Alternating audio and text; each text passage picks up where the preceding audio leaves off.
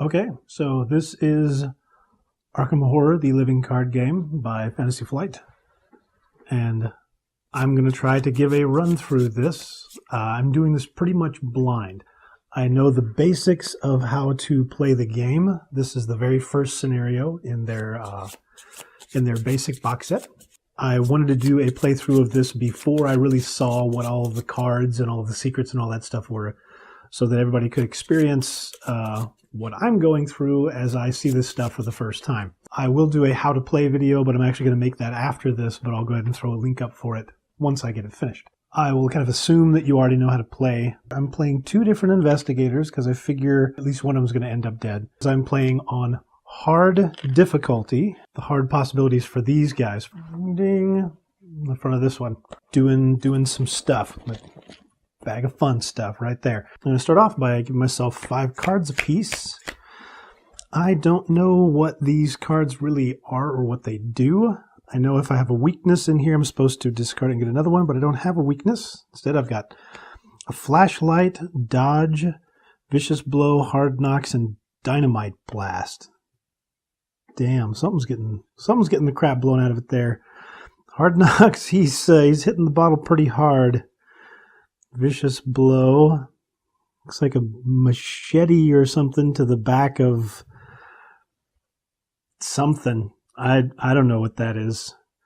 Dodge, which is, oh my god, get out of the way of the freaking werewolf in the freaking forest. Man, nice. And a flashlight. Always a good thing to have. If you're playing Silent Hill, you gotta have a freaking flashlight. Let's get some cards for Agnes. Yeah, I drew one investigator at random.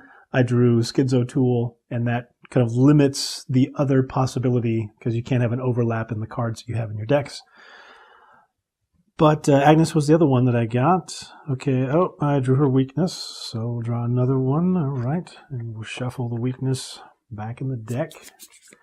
Everybody starts with 5 resources, and this is the Gathering first scenario. And, well, here's what's going on. It is late at night. You are holed up in your study researching the bloody disappearances that have been taking place in the region. A few hours into your research, you hear the sound of strange chanting coming from your parlor down the hall. At the same time, you hear dirt churning as if something were digging beneath the floor.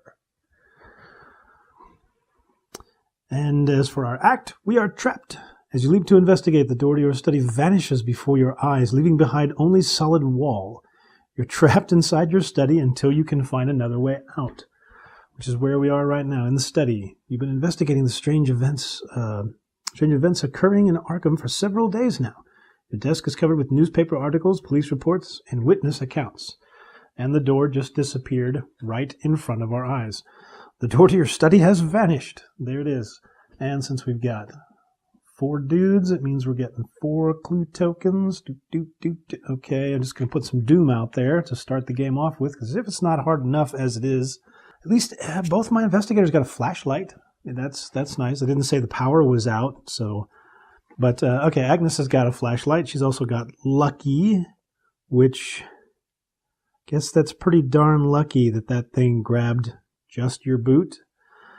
Unexpected courage when you face a ravenous dog. Got guts. For a second I thought this was like a chicken. He was like reaching back to like cop a feel, but no, it's a young boy.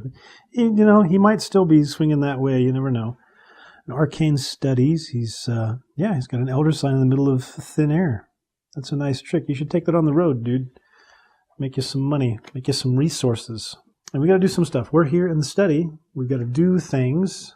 And I got to figure out how to do things. And I know I want to get these resources. That's okay. I can edit out all the crappy stuff that comes around. Let's start off with, let's say Skids. So you have something decent he wants to bring into play right now. He can do some hard knocks and hit the bottle.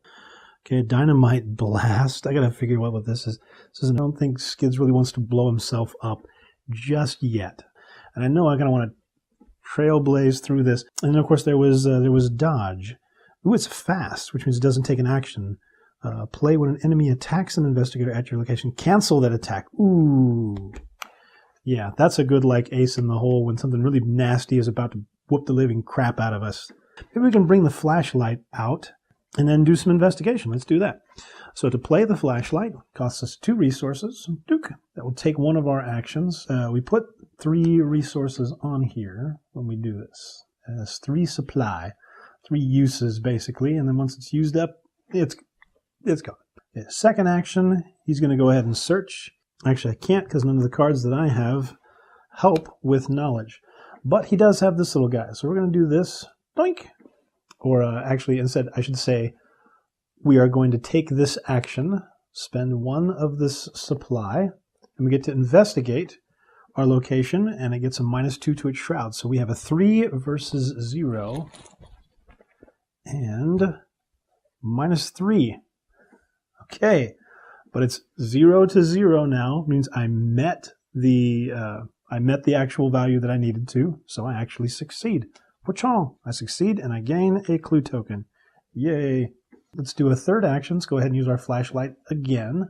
Look around some more in the study, even though the lights are on. Still looking around in the study, trying to find the door. That vanished. 0. Dink.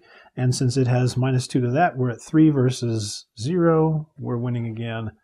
And grabbing ourselves another resource, or another clue. He looked around, had his flashlight, and it turned on. He had it in his back pocket, but it was on. And then Wendy kind of said, hey, your flashlight's on. Which means he is done. We're going to flip that over and go over to Wendy's turn, where she's got the Arcane Studies guts. Let's take a look at these things a little more in depth. Sometimes the most selfless acts can come from the strangest places. Like, yeah, even if you're a little kid with a machete and a crazy feral dog attacks you, yeah, you fight back. Don't just sit there and pee yourself. Play when you would fail a skill test, get +2 to your skill value for that test. Dude! Throw it out there afterwards. So I guess, yeah, when you know you're going to fail a test, you've already pulled the clue token out. I assume that's when you get to throw this. Let me know if I'm wrong. I could be completely and totally wrong. She only has a knowledge of 2, but she can pull out the flashlight and look around a little bit as well. That might not be too bad. Let's do that. Pull out the flashlight. With 2 resources, pulling out the flashlight. But she might actually need the flashlight. She's kind of, nearsighted a little bit. But first action, she is going for the flashlight and study, which is a 0. Her second action is she's doing that action off the card, which costs 1 of those, which brought that down to a 0. So she's winning by 2. She's gaining that resource. And her last action, she's going to do it again. See what we can get. Oh, okay, nastiness, which on the hard side is it's -2. If you fail after the skill test, search the encounter deck and discard pile for a ghoul enemy, draw it, and shuffle the encounter deck. Okay, well, the good side is it's only a -2, and she's at 2 with her resource that she's got to use when she uses that, brings it down to a 0, which means now she's still at 0, which is just enough to actually pass.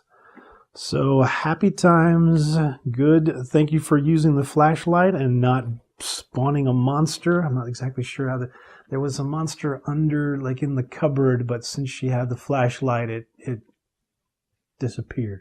Shit, I don't know.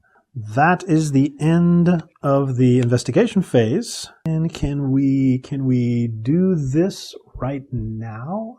We're gonna pause and find out. So after looking at the rules, you can turn these in at any time during any investigator's turn, and it does not cost you an action.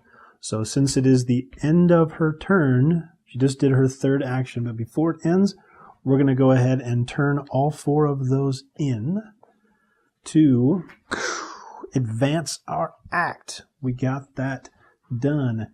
And we're getting this part. You notice that the edges of your newly purchased rug are tattered and mud-stained.